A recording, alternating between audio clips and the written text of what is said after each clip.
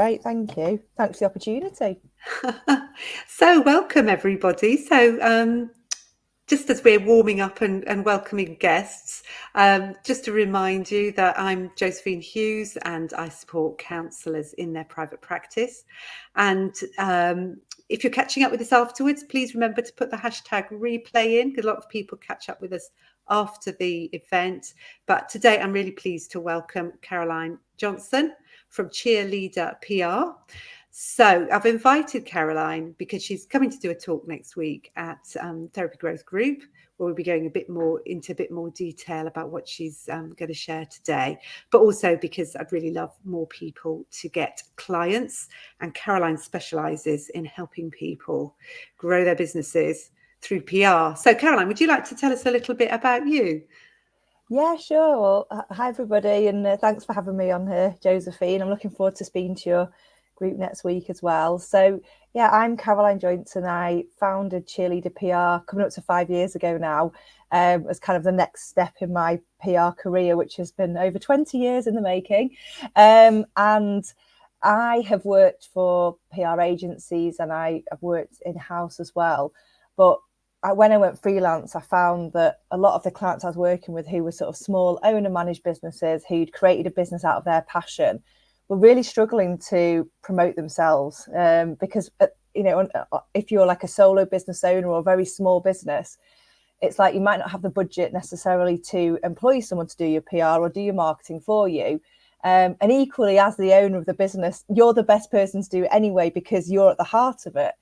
So the Cheerleader PR is all about empowering people to be their own best cheerleader, because I can come in and be a cheerleader for you and tell everyone all the great stuff you're doing, but you need to be able to do it for yourself. And once you've learnt those skills, then they're yours. You can use them forever, sort of thing. Yeah.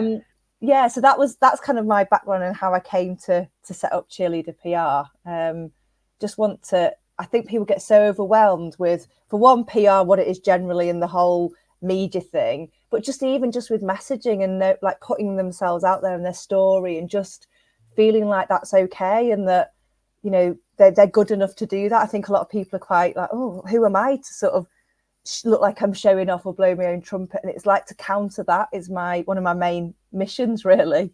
It's fantastic. You're exactly the right person for us, Caroline.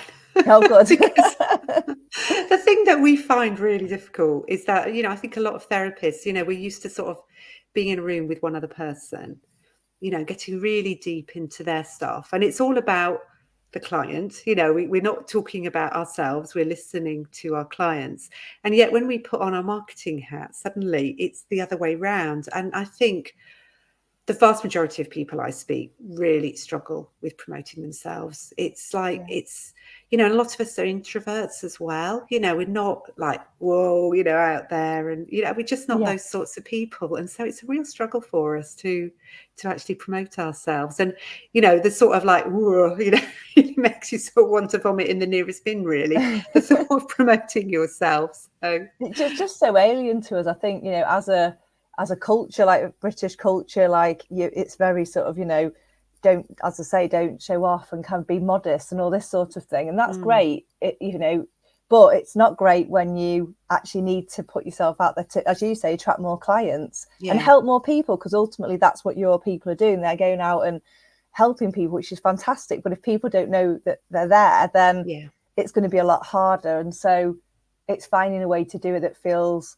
good for you. And just to kind of caveat, I would say I'm an introvert working a very extroverted profession and always have been. So I totally get it. Like, until I went freelance and until I set up Cheerleader PR, I'd never really had to or needed to tell my own story. I'd never had to put myself out there. All my work came through sort of referrals and recommendations. But, to go out onto the internet and say, look, I can teach you about PR. Well, I need to get to a wider audience. So I had to overcome exactly those blocks myself and just do it, which I think is why I can help, people, like you say, like therapists, of people who find it difficult, which I think, to be honest, most people do. I don't think there's like many people that are like, oh yeah, just look at me, off I go. And it's great if they are like that, because that would make it a lot easier. But most of us are quite sort of nervous about it, or self-deprecating. And I think it's it's definitely a skill you can learn, just like anything else is, and then it becomes something you feel a lot more confident about. Yeah, because I was going to say that was the really interesting thing in what you said, is that it's a set of skills.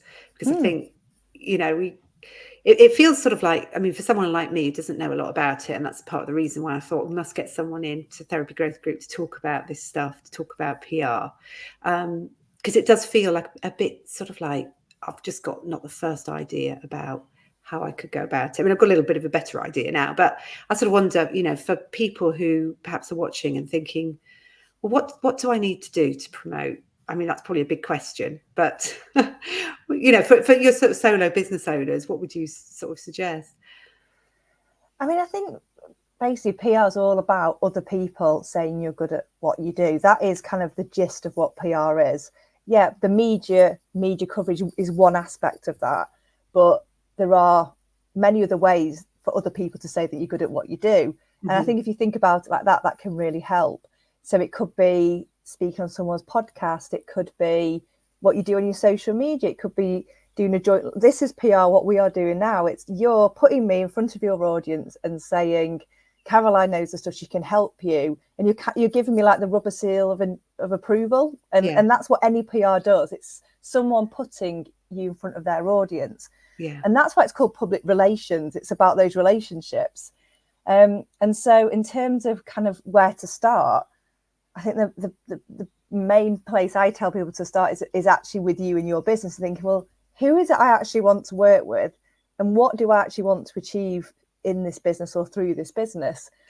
Because once you work that out, then you can then go and work out, right, well, if they're the people I need to get in front of and this is what I want to achieve, how can I make that happen? Where could I be seen in front of that group, and given that endorsement? So, are they all in a Facebook group, or are they all, do they watch This Morning, or do they, or am I like doing local, like I do one-to-one clients, but I do it in person? So actually then you're looking at a local audience. So it really depends who it is you want to work with, and work from there.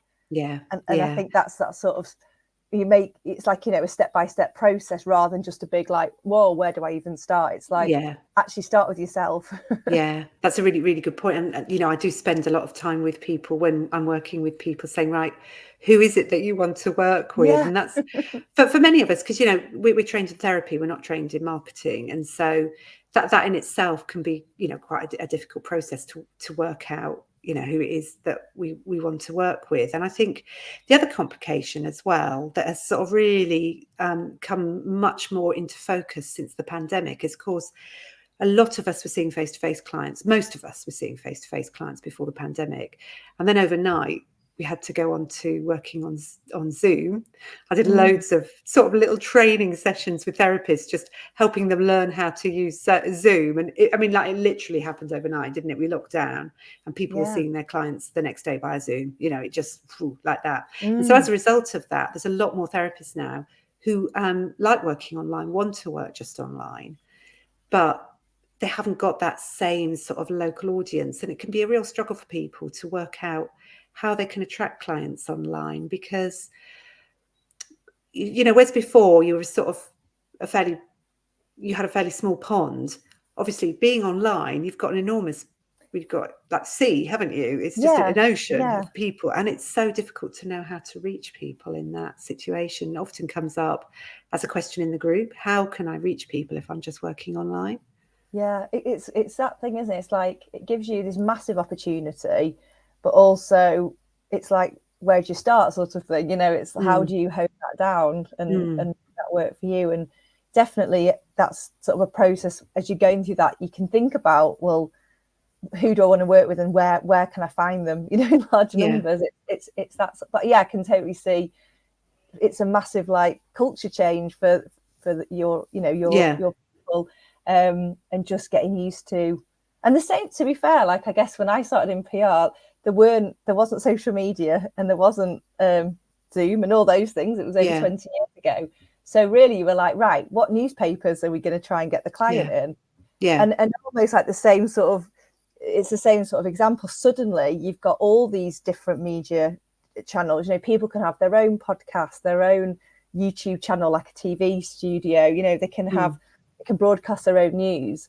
And again, so it opens up loads of opportunities. But it's like, which are the right ones for me? Because I could try and be on everything, and it's that's not going to it's not going to work. So definitely a sort of a job of being able to prioritize what is going to actually help you. So what's going to help you in your business, so that you can prioritize going after that opportunity rather than just like trying to get everything and getting nothing. If you know what I mean? It's like they say, isn't it? If you talk to everyone, you talk to no one. It's that kind of example. So I definitely I sort of can definitely relate to that as well. And the same with GDPR. I was the same. Like went from quite a close network of people I've built up over my career to hello internet, I can help any small business to promote themselves, but they don't know me. So it's that whole building the trust. And I guess that is where PR comes in, because you're sharing, particularly if you're like a solo business owner, and therapists are a really good example of this, that you are like your brand, you are your story and your expertise is what you've got. That's your USP. That's your secret sauce, if you like. And it's getting used to sharing some aspects of it that are going to help your people to identify with you and think, oh, that's the therapist for me. That's the PR consultant for me. They get me. But that can feel daunting, I think, at first. But again, it's a process that you can work through, and then it won't feel daunting anymore. Because I think for some of us as well, there's a real fear about saying too much about ourselves. And I know you're going to talk to us next week in Therapy Growth Group about telling our story, and I'm sure you'll be able to give us more advice there. But there's always this sort of fear that we might say too much. And I think also as well, there's that fear of once it's out there, and you can't retract it, which can be a bit scary as well. So and I think that's about, as I say, working out what you are happy and willing to talk about, because you don't have to talk about anything that you don't want to. You decide what part of your story you tell, and so that's a process as well to go through. So all these things, I mean, they sound daunting, but when you break them down, they can become, sort of step by step, something that's completely possible. And I've seen it, I've worked with therapists and I've seen that process. I've seen them develop in that way as well. So so could you give us an example of maybe the sort of cover that therapists have been able to get when they've worked with you? Yeah, sure. So I mean, I'll give an example of a lady who I work with who's an energy healer. And I've done strategy sessions with multiple therapists because I actually did like a live teach, and I talked about my own story and about how I'd come to do what I do and how I do it. And I shared, one of my kind of things that, I'd suffered from postnatal depression. And I think because I shared something quite personal, I think therapists actually as a group were like, oh, I could work with her because for one, she's had some therapy, but for two, she's shared something personal, but in a way that seems quite normal, and quite, it allowed people to identify with me, I think. So I work with an energy healer. And what I think the thing that therapists have got is that many therapists that I've worked with have had some form of therapy themselves and have then trained in that modality for whatever reason. So the energy healer that I work with, she tried various therapies, and energy healing was the one that changed her life. So she decided to train in that. So I worked with her, and she actually was offering in-person treatments at this very sort of esteemed spa local to me in West Yorkshire. And so we had sort of regional, like BBC Radio Leeds interview with her.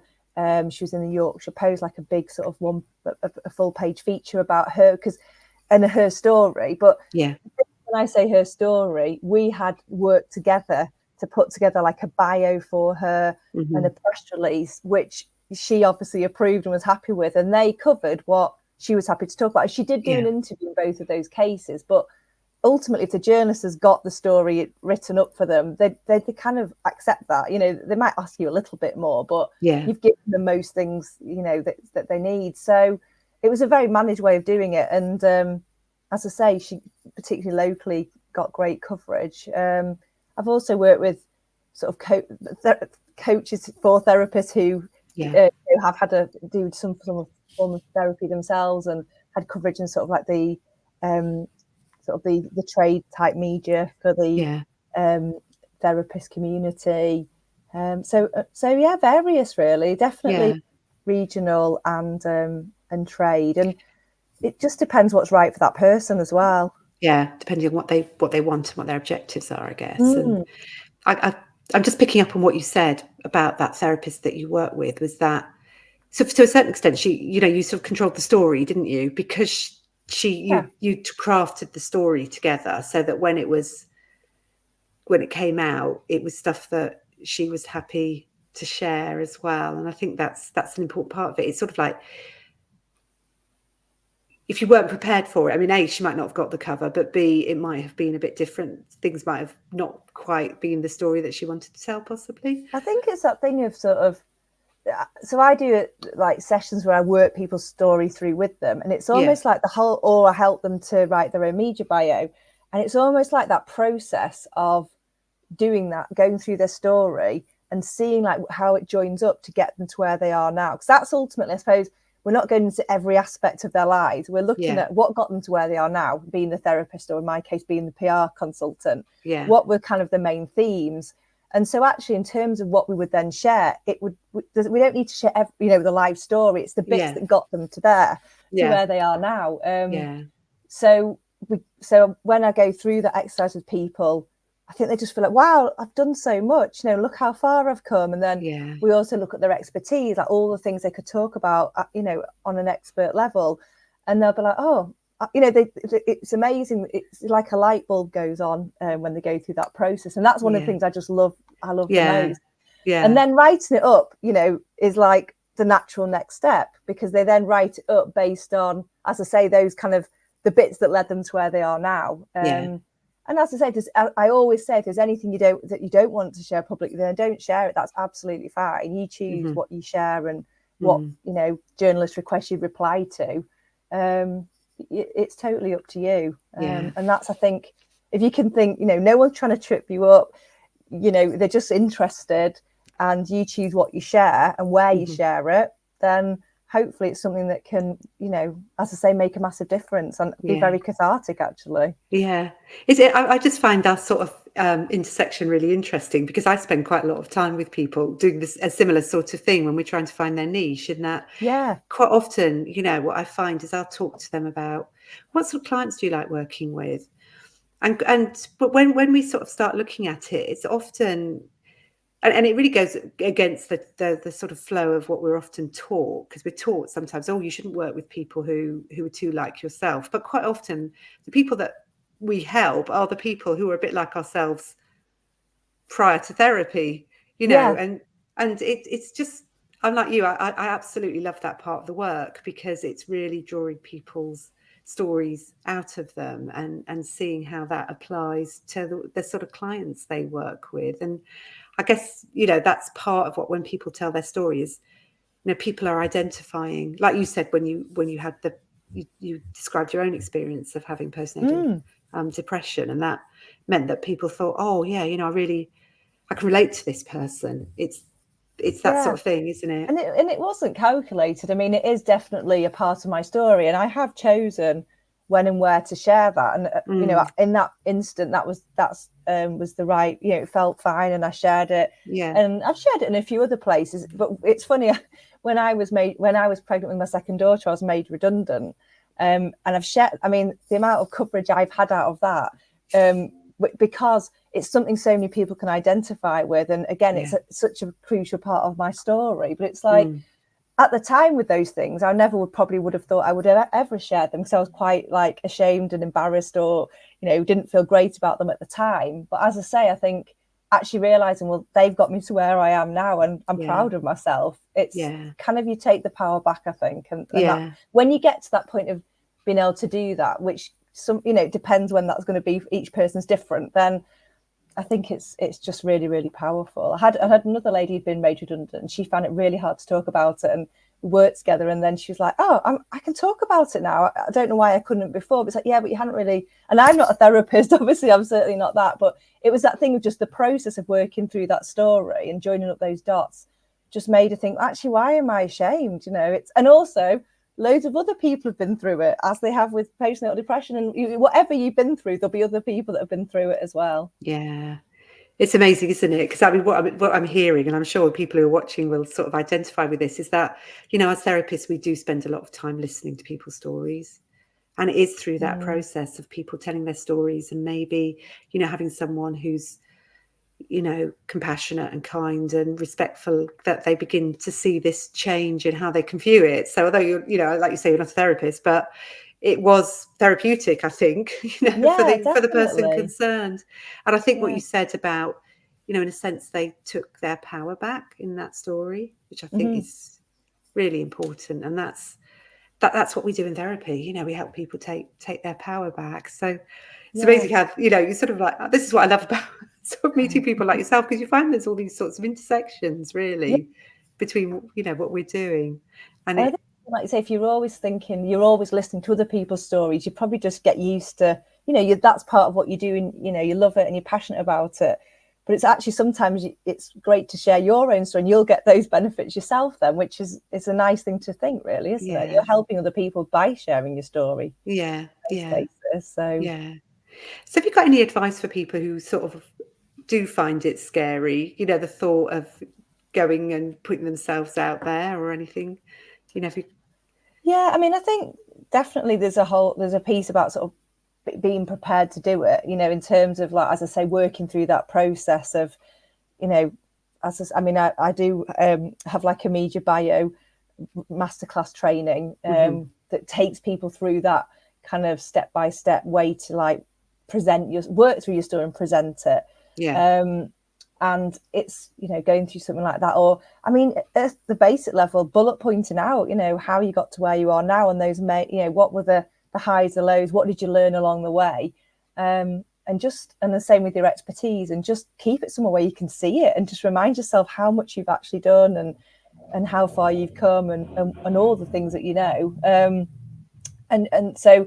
and then also, once you're kind of happy with that story and think, oh, actually, I could talk about this now, then you can reply to requests for speaking in a group, or media request, or going on a podcast.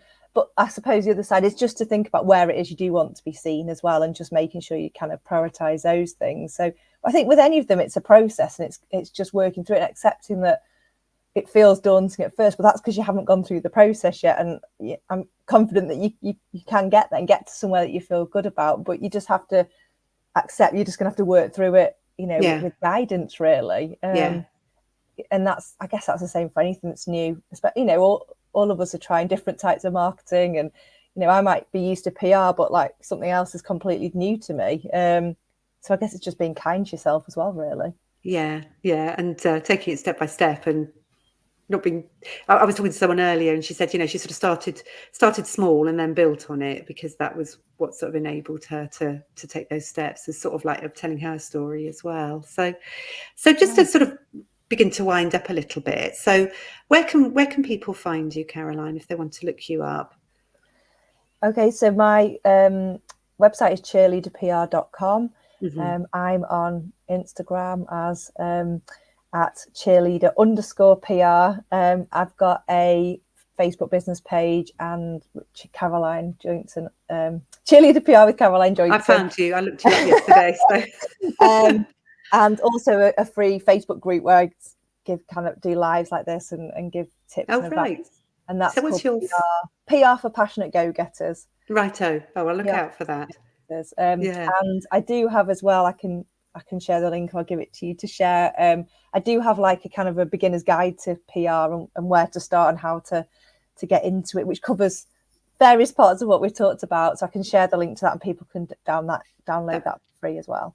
That'd be brilliant. I mean, I really should have asked you for that beforehand, because then I could have got it into the feed here. But what I'll do is, if you share it with me, and then I'll add it to the comments underneath this video. Yeah, of course, no problem at all. Because that'd be brilliant, because I think people want to download that. So So, Caroline, thank you so much for coming along. I'm looking forward to seeing you next week again in Yeah, Therapy Growth Group yeah. I'm looking and forward to that. I'm looking learning a bit more. Yeah, Yeah, so hearing more about how we can craft our stories and, just getting more into it and encouraging people to tell their stories more. So thanks very much for coming along and having a chat with me. oh, you're so And welcome. I was going to pop a little comment here from Mina, who says, "Thank you, Caroline and Josephine, helpful and spurring some ideas." So Oh, that's great to yeah, hear. Oh, so thanks, Mina will Mina. be That's nice. we'll be putting the link in, and you can download the guide as well, which I'm sure will be helpful too. So, Caroline, thank you so much for coming along, and I look forward to seeing you again soon. Thank Oh, you're you. welcome. Yeah, thanks a lot. Thanks, Thank everyone. you. See you soon. Yeah. Bye. Bye.